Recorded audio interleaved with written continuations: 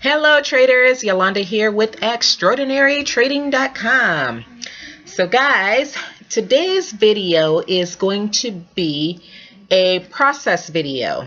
So I am actually going to walk you through the process that I go through every weekend to review my past trades and to determine what it is that I am doing right and what I'm doing wrong. Now, what is prompting me to create this video is that I am getting quite a few people contacting me on a weekly basis asking me to coach them one-on-one. And not everyone is a good fit, so it's not a good fit for me to coach each person one-on-one. And so I am trying to create more videos because I have a greater opportunity to reach a larger amount of people. So I can help more people through a video versus, not helping you at all because it's not a good fit for us to do one-on-one coaching services together. Okay. So if you watched my last video, then you heard me say that last week was my worst trading week than what I've had in a long time. However, I still ended up walking away from that week in profit. And for me, just being in profit is not good enough. I still go back through all my trades over the weekend, be it good or bad, and I review because I know that I'm not as good as I'm going to get, and there's always room for improvement. But what I've also noticed in my conversations with other people who are asking for help is that I feel that a big part of their problem is really not that they have a bad strategy. I don't think that the problem is necessarily that your strategy is bad and that you just need this silver bullet strategy to help you out. So I'm going to walk you through these trades that I took. Now, I'm not going to show you every single trade that I took last week, but I am going to show you a good amount. And I'm actually going to walk you through the thought process and the notes that I jotted down. And I'm going to show you how it is that I am able to determine that even though I had an quote-unquote bad trading week, the problem is not with my strategy. So I think it's going to help somebody. So let's get started with the Euro USD. So the first trade that I have on my list to review is a Euro USD trade that I took last Sunday night. Okay, and so that would have been here. Okay, and just to give you all some context around this, and you will find this is kind of more of a common theme as I review these trades. Each weekend, I go through each pair and I come up with my game plan for that pair. Now, you'll hear a lot of people say, trade what's on your screen, not what's in your head. And there is some truth to that. However, because I am a swing trader whose typical strategy is really to wait for trades to come to me, I have to somewhat envision where price is going to be, where it's going to go, right? So that's how I plan my entries and my profit targets based on past price action, and what I'm seeing from that, I basically create a game plan as to where I think price will move next so that it will trigger my entry. Okay, so last weekend I knew that this was a strong level of resistance. I had it marked off on my chart. Okay, and I had basically told myself that I was expecting to see the US dollar take a quick spike to the downside, which would therefore send the euro and the British pound and some other pairs spiking, upwards through their level of resistance. Okay, so my game plan for the week was to see price spike through 1.14 and I was going to short it. Okay, just to give you the context. Okay, so the first trade that I ended up taking though was Actually an expectation for me to see price move lower. Then I was going to buy, head to 1.14 and then sell. And that's where I was planning on getting in all this here, okay? So I entered a short position on Sunday, and my expectation was to get out at 1.13. However, I started to see this pullback here, which made me a bit nervous, and I had my stop loss at 1.1395. So, because I had already told myself that I expected to see price spike through 1.14, I thought, I better get out of this trade as I saw this pullback. I believe this is where I got out. Anyhow, long story short, I ended up taking a 15 pip loss on that trade there. Okay.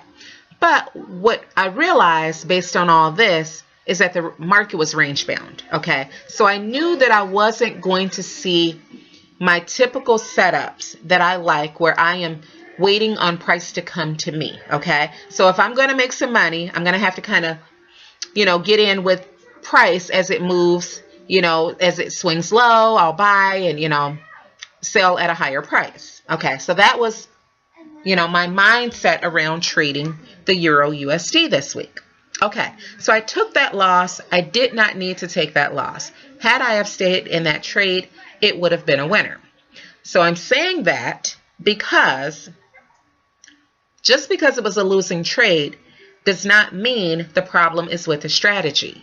The problem was that the fact that I had married an idea that price was going to move to the 1.14 level. I shouldn't have done that. That was my error, okay? Not an error with the strategy. Okay, so the next trade that I took, and I'm going to show you some that worked out well and some that didn't, and you should do the same thing.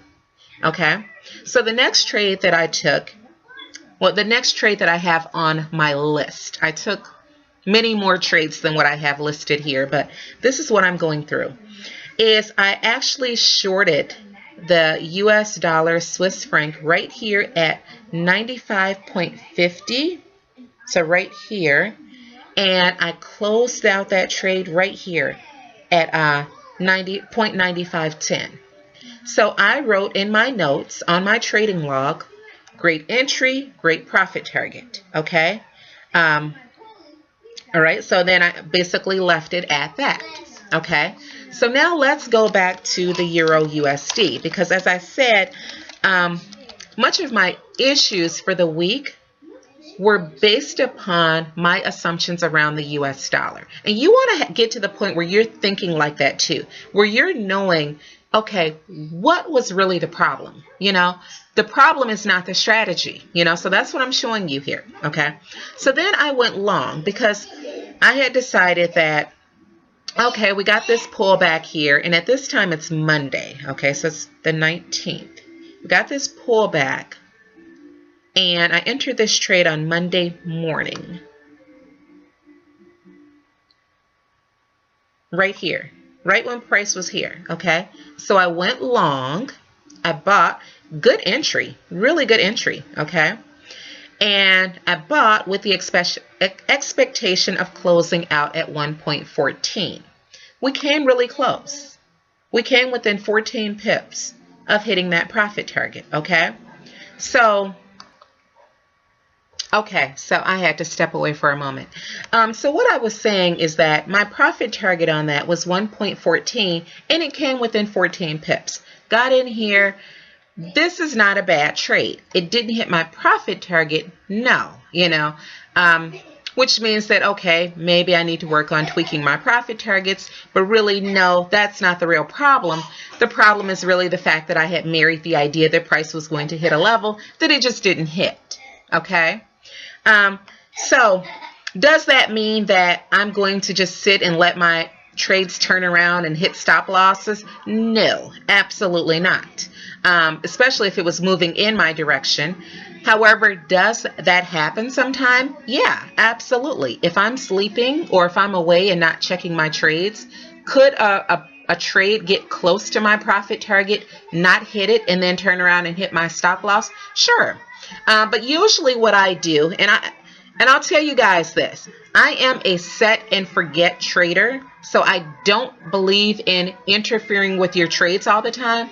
However, I will tell you that another thing that I do is that when price is getting close to my trade, I usually will have an alarm set, an audible alarm set on my computer to trigger, to let me know to start paying attention to that trade.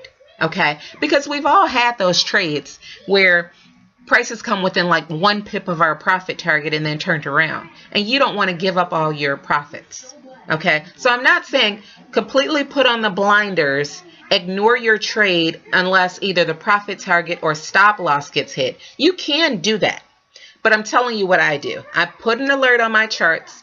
Now, if I'm asleep and the market is range bound, I usually don't have alerts on my charts. But if the market is trending like this, I always will have alerts on my chart, so that when price starts to get close to my profit target, I get an alert and then I start paying attention. It's harder to do that when the market is range bound, because as you can see, price hits a lot of these levels many times over again, and I don't want my alerts going off every hour.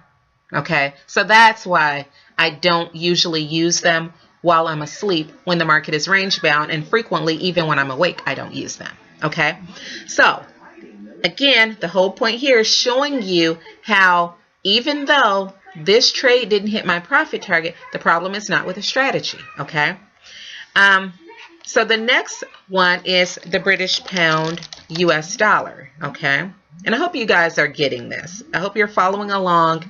I would highly recommend you adapt this habit over the weekends. Okay, so here I went long right here at,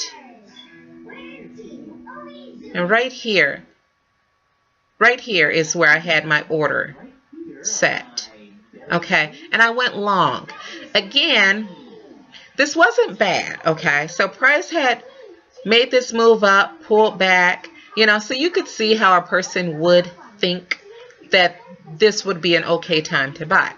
However, really, this all boils down to me thinking that the US dollar was going to take that spike lower. Okay, so again, I made a note of that. That's something that I know I have got to check myself on. Okay, so that I am not doing that. I know better, but you know, I made a mistake.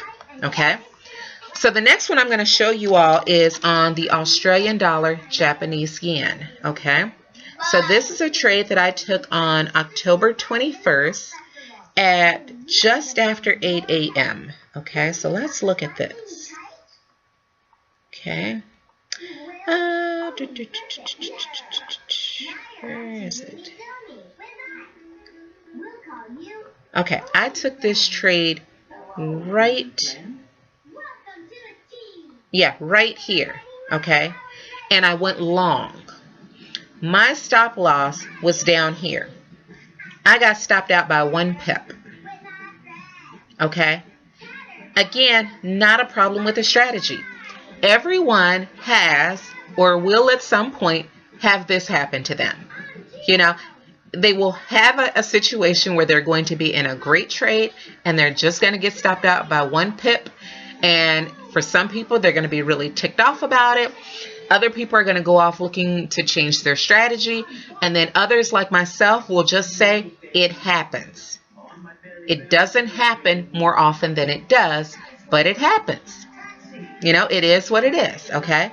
But again, by doing this exercise, it's easy for me to know I didn't take the loss because there's something wrong with my strategy, because as you can see, price moved on up. I took the loss because there was a huge bearish candle that occurred over a 1 hour period of time, and my stop loss just so happened to be 1 pip within this range. That's it. Okay. So the next one I'm going to show you all is New Zealand dollar, Japanese yen. And this is a trade that I took at exactly the same time. And I took both of these trades because I noticed that the Japanese yen was weakening. And I knew that the Australian dollar and the New Zealand dollar were the stronger currencies, okay? And so I bought the New Zealand dollar Japanese yen as well. I didn't get stopped out. Why? Because we didn't see that big spike to the downside. That one went on to be a winner, and I got out here, okay? Now, I already had my profit target and my stop loss entered. Had I have been watching this trade and, manually monitoring it, then of course I could have stayed in here longer. But remember, I had placed my profit target and my stop loss back here, okay? So still, I ended up walking away with a profitable trade and a good trade, So really, it's all about us trading the same strategy and just sticking with your strategy and being consistent, okay? So now let's go back here to the Euro USD, okay? And this is going to be the last one that I review. But like I said, I hope you guys are getting it, okay? So some of you may have seen me post to social media that a hammer had formed on the Euro USD, and that if price had closed above that hammer, you could take a quick intraday long position. I've done this many, many, many times, okay?